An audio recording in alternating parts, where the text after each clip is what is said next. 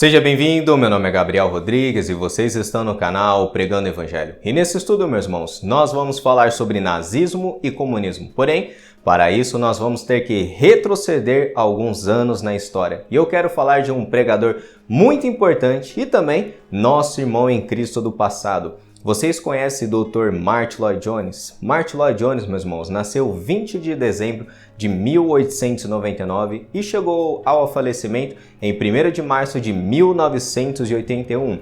E ele era médico e abdicou de sua carreira para ser pregador do Evangelho e anunciar as boas novas de Cristo. Lloyd-Jones, meus irmãos, presenciou a Primeira Guerra Mundial e milhares de pessoas que morreram na sua época. E ele presenciou também o declínio de muitas igrejas que perderam a fé na Bíblia e na pregação poderosa do Evangelho. E ele mesmo foi impelido por sua congregação, meus irmãos, a tratar do tema da guerra e escreveu um sermão intitulado Porque Deus Permite a Guerra, que foi publicado também em português pela editora PES, e eu tenho esse pequeno livreto. E esse pregador, meus irmãos, foi testemunha da ascensão dos governos mais genocidas que existiram na humanidade, que foram os comunistas e os nazistas, que mataram mais de 170 milhões de pessoas, segundo estimativas de historiadores na Segunda Guerra Mundial. E esse cristão e pregador, meus irmãos, teve uma tanta influência na sua época que até 2022 nós lemos inúmeros sermões deles traduzidos, comentários bíblicos escritos por ele. E tendo contextualizado um pouco os irmãos a respeito de quem foi Dr. Martyn Lloyd-Jones, nesse estudo eu quero falar sobre como esse pregador enxergou a igreja da sua época, antes da Segunda Guerra Mundial, participando ativamente da política na sua época. E antes da Segunda Guerra Mundial, meus irmãos, Martyn Lloyd-Jones presenciou a igreja se preocupando exageradamente em denunciar o comunismo e o nazismo, ao invés de pregar o evangelho para eles. Veja o que ele disse a respeito disso. E as pessoas fazem denúncias contra o comunismo e opinam sobre a guerra,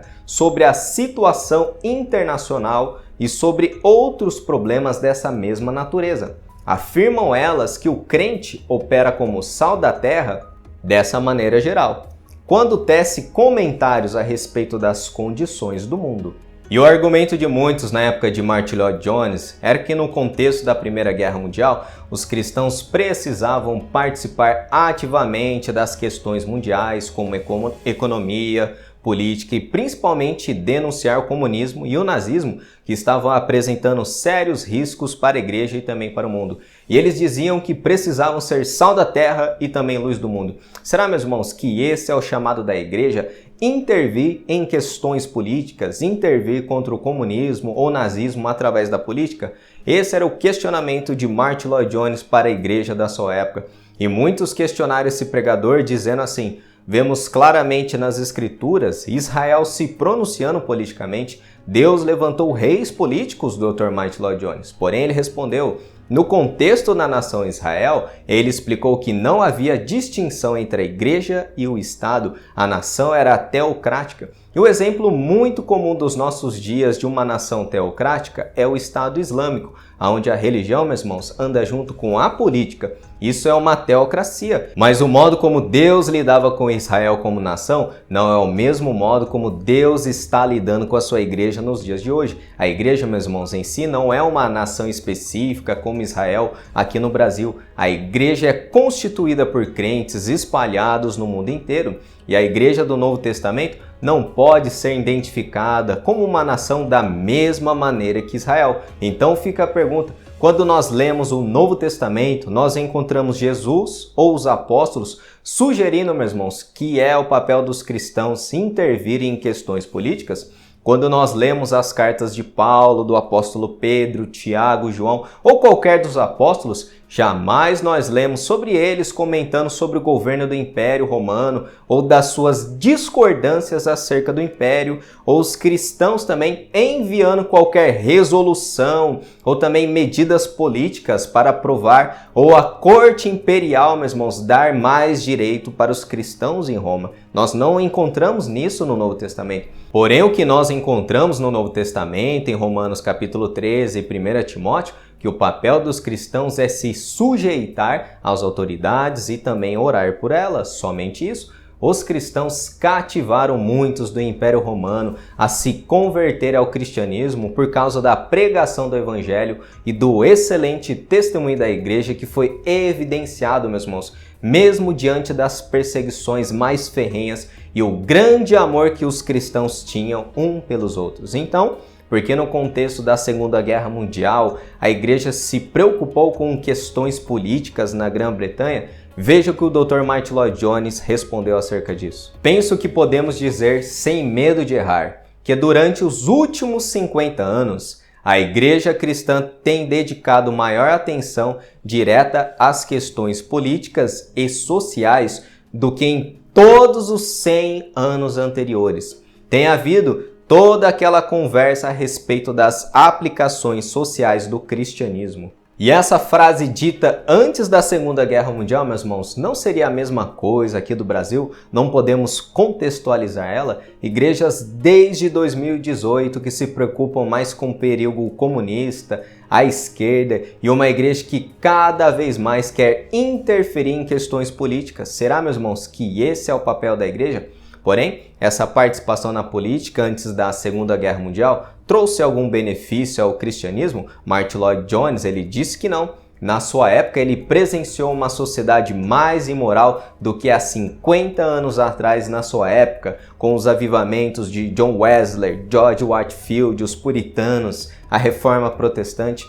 Em sua época, por exemplo, ele presenciou os vícios aumentando, as iniquidades, transgressões de leis civis aumentando cada vez mais na Inglaterra e ao redor do mundo. E por que, meus irmãos? Lloyd-Jones asseverou que existem muitas pessoas na sua época que professavam ser verdadeiros cristãos e participavam, por exemplo, assiduamente da política. Porém, quantos desses mesmos ditos cristãos exibiam as qualidades de um genuíno cristão? Aonde estava a intensidade do sal deles impactando a sociedade? Lloyd-Jones, meus irmãos, ele alegou que o sal tem perdido o seu sabor e esse poder de influência individual de cada pessoa que professa a fé cristã não era visto na sociedade. Veja o que ele disse. Embora a igreja continue a fazer pronunciamentos solenes a respeito da guerra e da política, bem como a respeito de outros grandes temas,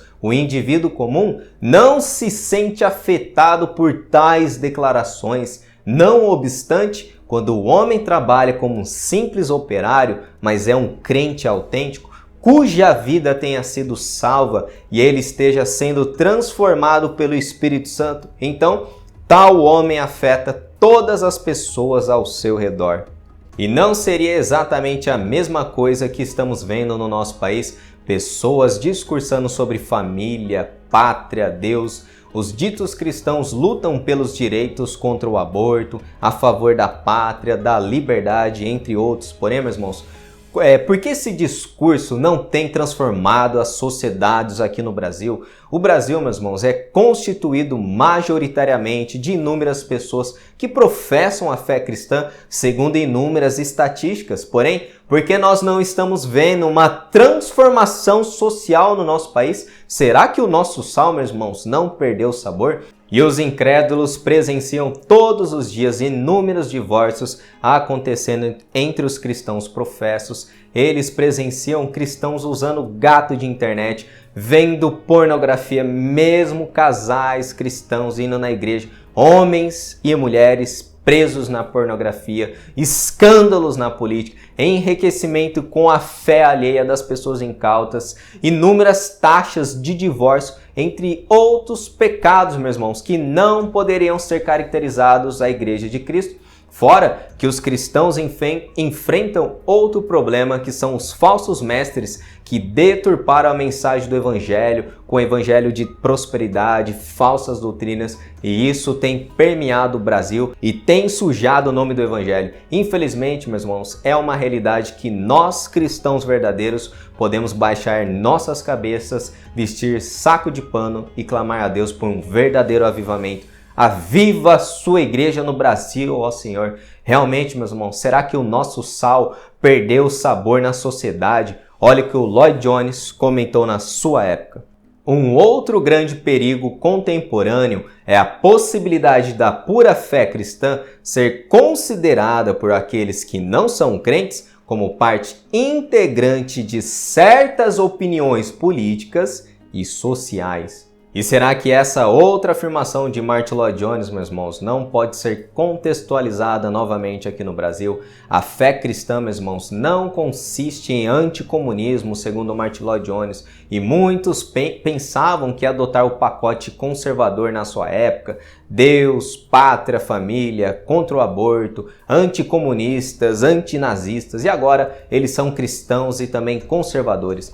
E antes da Segunda Guerra Mundial, meus irmãos, era a mesma coisa dos nossos dias. Ser anticomunismo era dizer que você era cristão. A fé era resumida somente a isso. Porém, nós vemos uma igreja cada vez mais politizada aqui no Brasil, que não transforma a sociedade através do seu testemunho, muito menos a sua própria casa. Veja o que ele disse em outra parte do sermão. A tarefa primária da igreja consiste em evangelizar e pregar o evangelho. Consideremos a questão pelo seguinte prisma: se a igreja cristã de nossos dias desperdiça quase todo o seu tempo denunciando o comunismo, parece-me que o principal resultado disso é que os comunistas não se inclinarão por dar ouvidos à pregação do evangelho. E realmente, meus irmãos, quanto disso é verdade nos nossos dias? Quantas vezes afastamos os comunistas ou esquerdistas porque a igreja se tornou somente politizada, não prega o evangelho para eles, só discutem política. Tratamos os esquerdistas como se eles não tivessem alma, apenas estamos interessados em ganhar um debate, e também tratamos eles como se eles não precisassem do evangelho e também precisassem de salvação. Porém, meus irmãos, será que com tudo isso o Dr. Martyn Lloyd-Jones, esse grande pregador, está sugerindo ou chegando à conclusão que os cristãos individuais não devem participar da política, meus irmãos? De maneira nenhuma. O ponto é o seguinte, meus irmãos: não transformamos uma sociedade pelo poder político ou leis que favorecem os cristãos, mas a sociedade vai começar a notar a diferença nos cristãos quando eles notarem a nossa transformação, as boas obras que nós praticamos na sociedade e a nossa conduta como cristãos. E isso eu digo individualmente, como uma pequena quantidade de sal que você joga na comida, aquilo já salga tudo. Mas vocês já escutaram, por exemplo, falar sobre William Wilberforce ou John Newton, que escreveu aquele louvor famosíssimo, Amazing Grace, que é um dos louvores que eu mais gosto. Esses homens, irmãos, após a conversão deles, foram responsáveis pela abolição da escravatura em seu país. E isso foi um grande marco político para a sociedade e um grande marco na história cristã. Porém, esses homens, eles eram ímpios e jamais viram algo errado na escravatura, meus irmãos, mas tudo mudou na conversão e no seu encontro genuíno com Jesus de cada um. Ou seja, meus irmãos,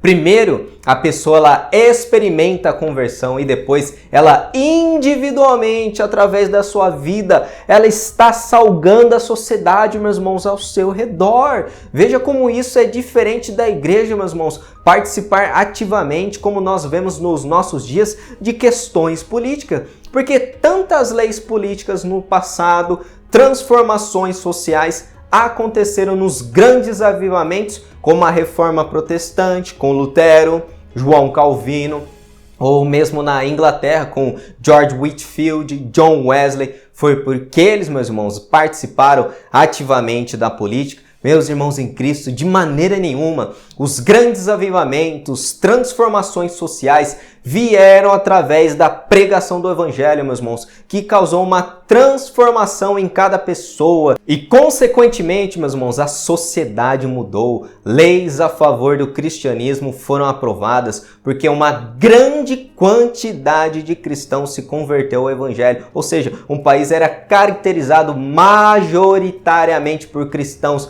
não cristãos de boca para fora, meus irmãos, mas genuínos cristãos. E o papel da igreja é pregar o evangelho para que os comunistas, os esquerdistas se convertam ao evangelho, meus irmãos, e que não fiquemos apenas debatendo pautas conservadoras e denunciando que eles estão errados. E quando realmente cada indivíduo em particular, quer seja em casa, no seu trabalho, na sua família, demonstrar, meus irmãos, a característica do sal que o nosso Senhor Jesus ensinou no Sermão do Monte. Então, meus irmãos, a sociedade irá notar diferença nos cristãos. Porém, meus irmãos, se o nosso sal não tem sabor nenhum, será somente para ser pisado pelos homens sem utilidade nenhuma. Vamos refletir nisso, meus irmãos. E esse foi mais um estudo no canal. Se vocês gostaram, deixe o seu like, comente também a opinião de vocês a respeito desse assunto, que é a política e a participação do cristão nesse cenário. E se você é novo no canal, se inscreva, ative a opção receber todas as notificações para vocês serem notificados quando eu postar novos vídeos e estudos bíblicos aqui no canal. E se vocês quiserem contribuir com o trabalho que eu realizo no YouTube, trazendo estudo de graça para vocês, meus irmãos, o link vai estar na descrição desse vídeo. E que Deus abençoe todos vocês em nome do nosso Senhor Jesus Cristo.